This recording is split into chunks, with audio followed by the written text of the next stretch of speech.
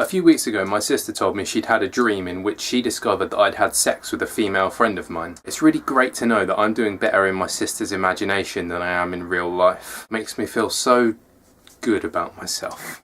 Talking of sex, is there any item of clothing that is less sexy than the humble sock? It's just absolutely impossible to look undignified whilst taking one off. I'm surprised that more people don't just keep them on whilst having sex, although I'm told that this is sort of frowned upon. Talking of socks, did you know that the oldest known pair of socks dates from around 300 to 500 AD in Egypt? My god, I bet they were threadbare.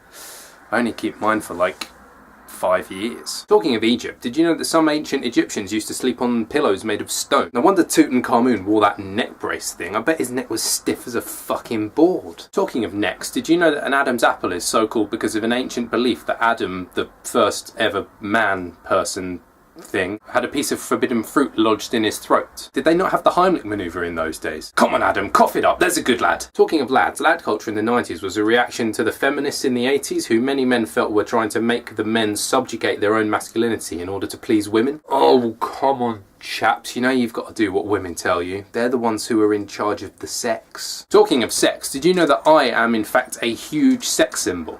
It's just that most of the world haven't realised yet.